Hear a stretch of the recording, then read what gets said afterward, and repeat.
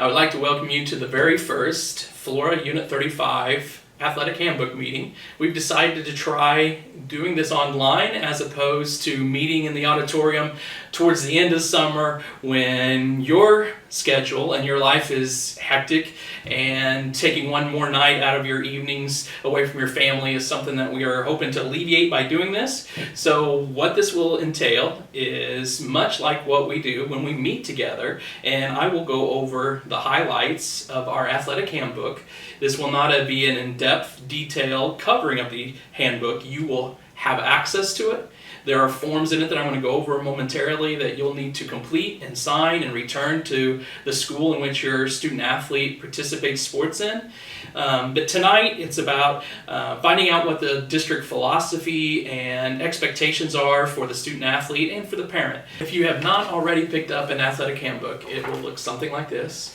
And in it has some very important information because, as I mentioned earlier, everything that I talk about today is just going to be a quick overview of some very important aspects of our athletic handbook.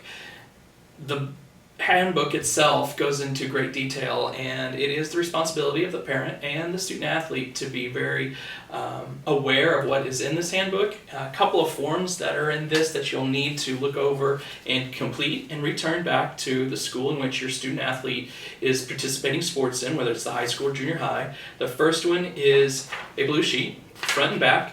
The front part is the athletic department emergency information and parent consent. It has some vital information that we need to know as far as contact information about your son or daughter's emergency contact information and so forth. On the back side is the athletic contract, and this is the expectations as a district that we have for all of our student athletes, whether they participate in junior high sports or high school sports. This is the contract between your son or daughter and the Unit 35 school district. The other form that you'll need to be familiar with, to fill out and to return back to the high school or junior high is a yellow sheet, and the one side is student insurance waiver. This is something that you have to fill out signifying that you have health insurance and the name of the insurance provider along with your signature and your athlete's signature. On the other side is the IHSA Sports Medicine Acknowledgement and Consent Form. On this form, there are a couple of things that are very important that you read in your athletic handbook, and one is about concussion and the protocols that go along with concussion testing and the preventions that we go through, the signs to look for if you think your son or daughter may have a concussion. All of that is covered in here, but this yellow form is saying, yes, we as a district have handed you a copy of information about concussions, and it is in this orange athletic handbook, and also about the performance enhancing testing policy that the IHSA mandates that we share with you and that you are familiar with as well. All of those forms can be found in our student athlete handbook. If you've already picked up an athletic handbook, on page 3 there is something that I think you need to be aware of, that each of our student athletes are given a rules and expectation sheet by their coaches, and that will be in every sport, junior high and high school. Not only do our athletes familiarize themselves with these rules and expectations, but I think it's important that the parent understands the rules and expectations of their coaches, of their son or daughter. Just one thing I'd like to point out in that is with the disciplinary actions of any rules that may be broken. Now, some of those rules may be listed. Some of those rules may be beyond the scope of something that we've ever dealt with before. And in those situations, that will be an administrative and a head coach decision on what disciplinary action will be taken at that point. On page 4 of our student athletic handbook, it lists the repercussions of our student athletes if they choose to break the drug and alcohol policy that our district has set up. What are the drugs that we're talking about? Well, our handbook lists very clearly in here, and I'm going to read to you: the consumption, possession, or association with alcohol or illegal drugs or cannabis or drug paraphernalia is prohibited. Illegal drugs would also include synthetic drugs, inhalants, mind-altering substances, intoxicating compounds, illegal use of prescription drugs, or any item which are not for human consumption. On page 4, we're going to cover the unfortunate situation where perhaps your son or your daughter would break the drug or alcohol code that we have placed in our student athletic handbook. There is consequences, and there is really a 3-step process that can take place. The first offense, cigarettes. Cigarettes are going to be a 20% suspension from the sport they're currently in. And in that situation, whether it be tobacco or any other drug or alcohol, we would meet with your son or your daughter, the head coach, myself, and then potentially even Mr. Pierce, our high school principal. If your son or daughter would happen to break our drug or alcohol policy, it would be a 50% suspension for that particular sport they're in. Along with that, though, they are required to complete counseling. If they fail to complete the counseling, then the punishment goes from 50% of their season to 75% of their season. Now, we do have a great resource at Flora High School, and his name is Mr. Brian Ridge. He is a licensed counselor, so he can actually do the counseling sessions here at school.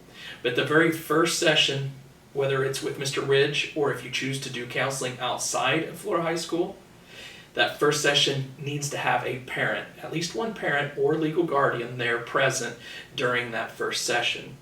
The counselor, whoever you choose, will determine the amount of sessions that you and or your son or daughter must attend.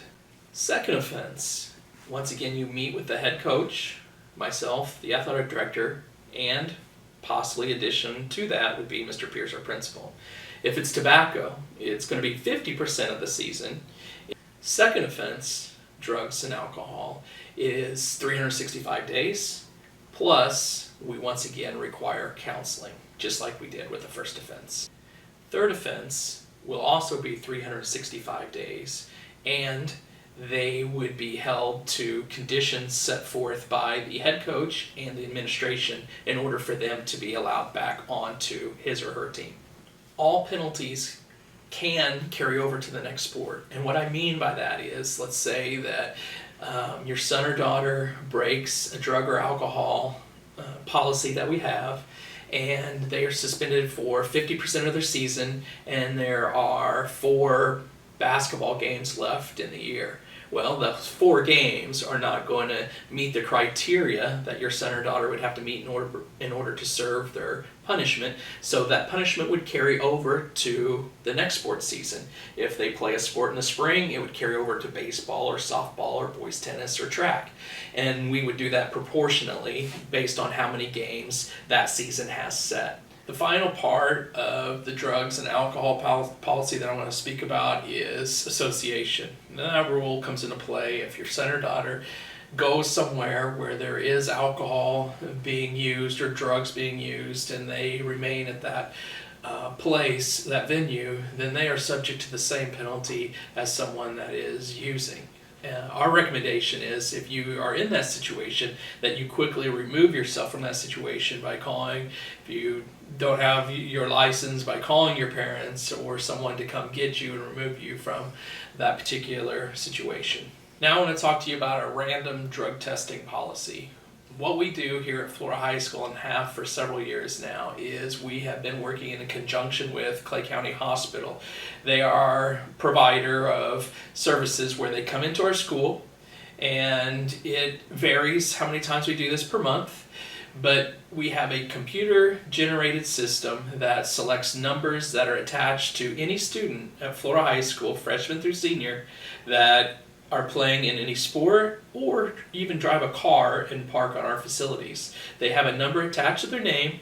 The computer generates these numbers, and whatever numbers are pulled by the computer are the individuals that we pull from class, and they at that point in time meet with Clay County Hospital representative nurse, and they put them through the testing procedure. Confidentiality is an important part of this. We make sure and take great strides to make sure that we protect your son or daughter's confidentiality when it comes to random drug testing. The last aspect of our random drug testing that I want to make sure that parents are aware of is that Mr. Pierce, myself, and Clay County Hospital take great strides in making sure that confidentiality is an important aspect of this procedure. The next topic is transportation to and from our athletic events. Whether it's junior high or high school, the expectation is for all of our student athletes to ride to the events together and to ride home. Now, there are going to be occasions where that doesn't happen. But there's always going to be advance notice because there are stipulations. One, we have a parent travel permission form here at the high school that if a coach decides, say it's a school night, and they've decided in advance that they are going to stop on the way home from that game, the student athlete then has the opportunity, if they wish, to ride home with their parent. But prior to that, they do have to have this form completed, signed by the parent, and turned back into either myself or Mr. Pierce. We also understand there's going to be occasions where special circumstances arise, such as maybe an injury to your son or daughter that requires them to be taken straight from whatever facility they're at to the hospital or to home. So we know in those instances that the coach will contact either myself or Mr. Pierce. More than likely, one of us will be at that event, and then we'll make arrangements on the spot to allow your son or daughter to ride home with you at that time. The next topic is athletic eligibility. Each Monday morning at 8 a.m., Julie Harris, our office secretary, runs the eligibility report. If your son or daughter is failing 2 or more classes on that Monday morning, then they are ineligible for that whole week until the next Monday when Julie runs the report again. Now, in the meantime, they are still required to go to practice every day. They're still required to go to games. They just don't sit on the sidelines with their uniforms on.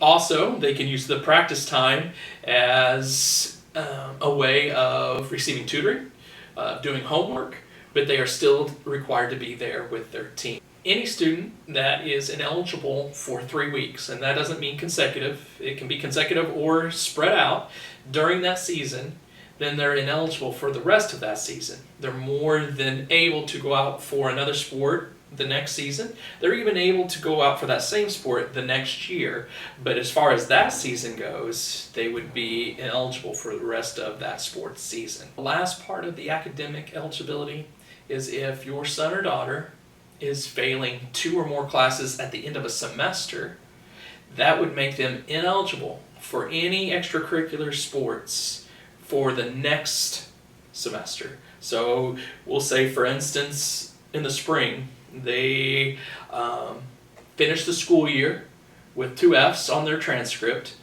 The next year they come back to school, that fall semester, they would not be able to play in any sports that season. The last topic that I want to go over with you is in regards to parent-coach communication.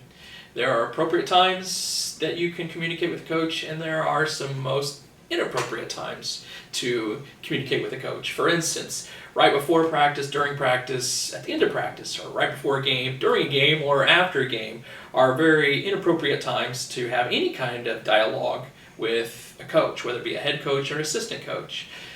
What we would like for you to do is, if you have a question, maybe it surrounds what your son or daughter can do to become a better player.